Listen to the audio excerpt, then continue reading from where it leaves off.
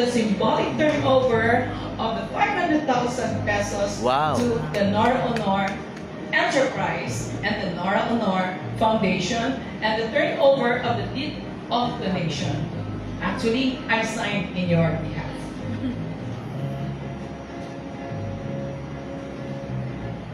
Wow. Yes.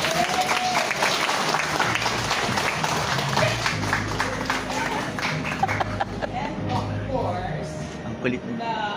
wala kaming check. It's already deposited. And part of the money was actually, thank you so much, Nora Honor Enterprise, because the 50,000 plus 10 was donated by the Nora Honor Foundation for the UST Choir. And it's really awesome. No? We also would like to say thank you for the performers. So, call it turnover. Wala kaming envelope, but just a handshake.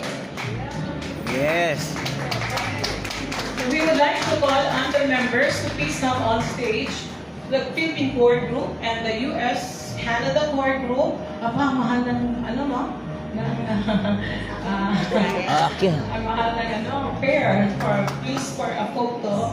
And may we request Miss Jen, the beautiful wife, Miss Jen Orsin de Leon, for the picture taking, for the symbolic turnover. Miss Joyce Gaurian, we have Miss Maridel Jamison. From the Philippine group, we have Vilma Kulaway. Sa TV yan dyan. I announced your name, so please come on stage. Vilma Medyo daw. pasensya na for the delay.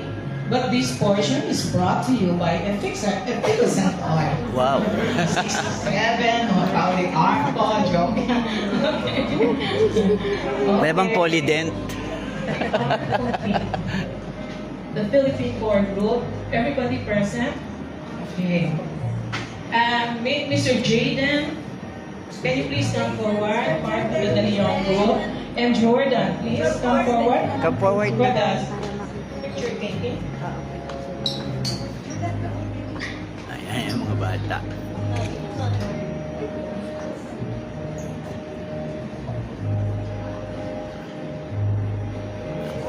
Live ako eh, hindi ako lang picture. So live lang po tayo. Ayan. Bali, so bali yung pong nag-donate po sila ng 500,000 para sa Nora Honor Yeah. Museum, yung Universal Wala picture ba? Guy Coin. Ang galing. Okay. Anybody, just share. Keep po. Okay, and Manja. Okay. Thank you so much. Job well done. Yes. Bawal Thank na. you. Siguro bawal na mag... And thank you for coming all the way from wherever. Lahat bago tayo nagkita after